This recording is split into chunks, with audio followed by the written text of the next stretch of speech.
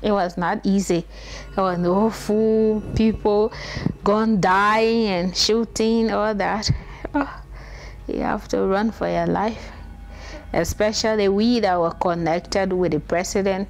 We were the target of the people, so we have to leave.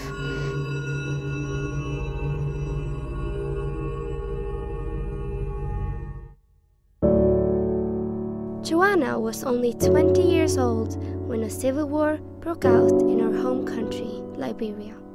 This brutal war killed over 200,000 people. She was separated from her family and was finally reunited with them in Norway years later. Your children came here before you with your husband? Yeah. Can you tell me more about that? At the beginning of the war, it was a family. We separate husband, we separate from wife, and wife we separate from children. So that's how it was, and we got separated. So he have to come, and after I followed them. They live here almost 5 years before I came. You escaped from Liberia in 93, Yeah. but the Civil War started in 80. 80, yeah. How was life back then during The Civil War? It was very difficult to find food and all that. My husband worked as an electrician for an American company in Liberia, and he was the head. And his brother was married to the then president's sister. So when the war happened, they were looking for people that were connected with the president. So he have to run away for his life, and that's how everything. So yes, it was very difficult. So at that time I have baby and all that. But we ran away together to Africa. He and myself with the children. But after that, I left for Ghana. It was not easy. There was no food, people gone dying and shooting, all that. Oh, you have to run for your life. Especially we that were connected with the president. We were the target of the people, so we have to leave. Did you see any violence? Yes, there was so many violence. Yeah, people, as I said, people like tribe.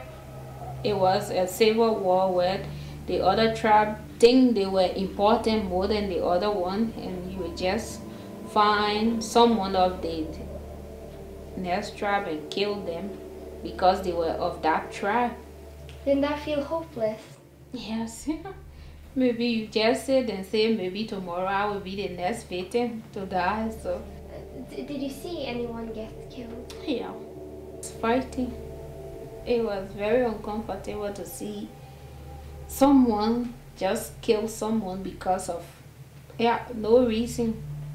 Some of them were shot, a gunshot, and some of them were beheaded.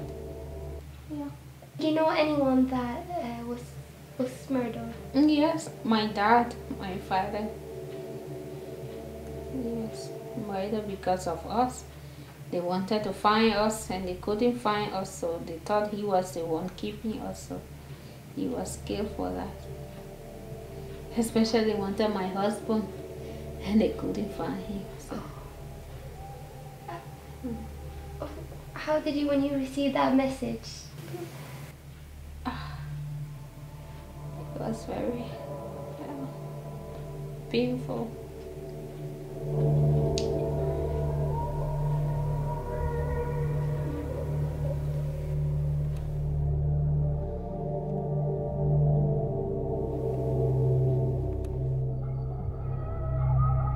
Did they come to their home? Yes, he was there and they came to us because during the war we went to my father's house. We couldn't stay in our own house, so we went to his house, and other neighbors get to know that we were there with my father, but they never knew that we left.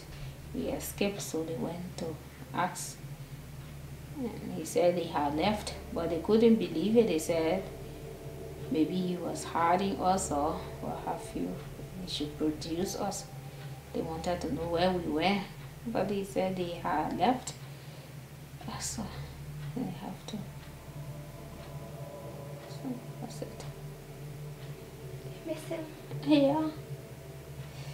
I said he was the best father you can ever think about. It's painful to bring back old memories. Yeah. Yeah. Did he mean much to you? Yeah. Mm-hmm.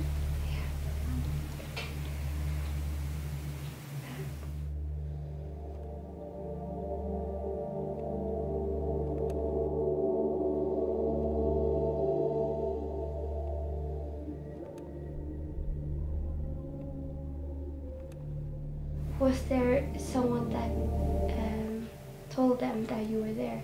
Yes. Yeah. Because the neighbors that know my husband and know that his brother was married to the president's sister, they were around. Yes. But your mother was safe. Yeah, she was safe. She only got some wounds on her, yeah, body, but she was safe.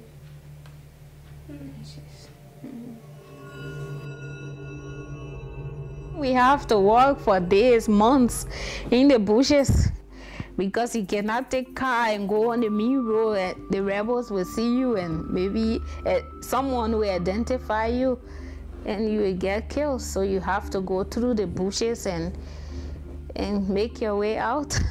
Wow, can you tell me more about that? How you packed and how you walked? It was not anything like packing clothes. You have nothing to take with you, only the clothes that you had on. But how did you get food? People will farm, you will just go in the farm maybe and collect an orange and eat, or pineapple. Yeah, and just how you manage. You get to a river, creek, you take the water, you drink, and you just go ahead. Did you ever get hungry? Your attention is not really on food, but heading for the direction that you are going. So hungry is not the option of getting something to eat. You just have to eat the banana or the pineapple just to get strength to continue to go. Were you scared? Oh, yes, you're scared. You're afraid to every sound that you hear in the bush, thinking it's someone that coming towards you to harm you. So you have to stop and listen. Were you ever close to be found? Yes. Like for example, my husband was found and he was in prison. How was it for him in the prison? Oh, very bad. It was not easy.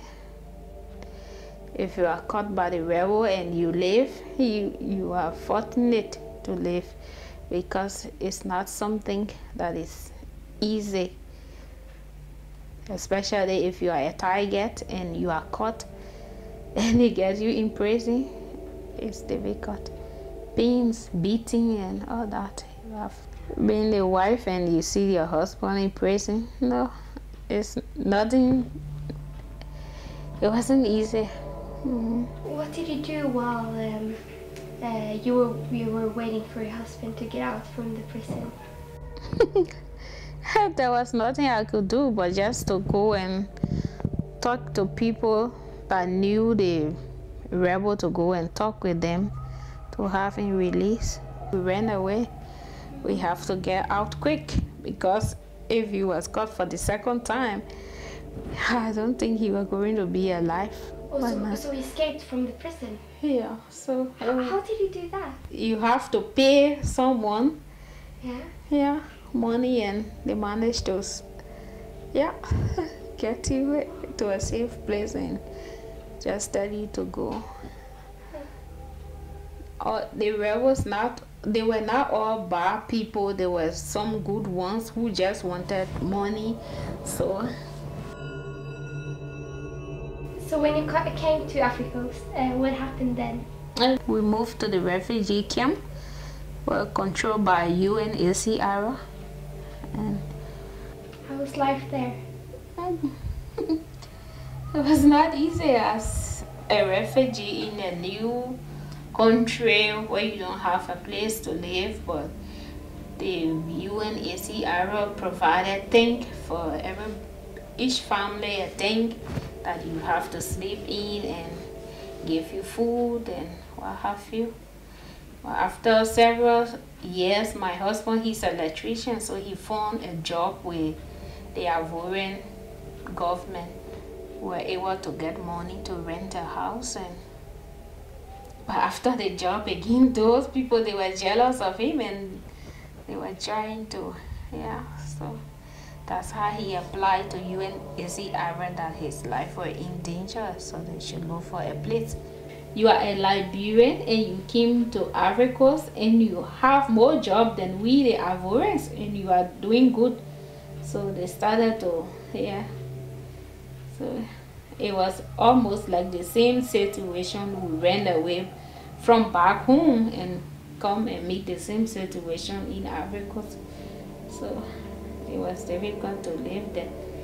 Then after again, there was even a civil war also in Ivory Coast. So it wasn't safe. The difference was too much. More people, no job. You have to start for yourself, and yeah. Did you go by yourself?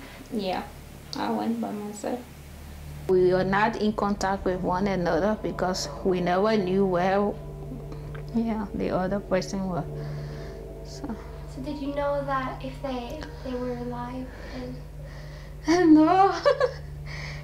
Until when they came to Norway, that when I got to know that through a friend of my husband, and he contacted me and told me that they were in Norway. So it was, I was afraid because I thought they were dead or something happened to them, but after I got the news that they were alive, I was relieved. I was happy. Are you happy that you got a new start? Yeah, I can say yes. I'm happy that I have a new start because maybe if I were going to stay in Liberia, I wouldn't be alive or something. So your husband left in 2003? Yeah. That was, to Norway. Yeah. He came to Norway. But that was just the same year as the Civil War ended. Yeah. Yeah. Mm-hmm. Did he go back? Well, we haven't gone back there. So, yeah. Do you want to go back? Maybe I want to see how the place is looking. Maybe one day, but I'm not planning it now. Maybe one day. I don't know.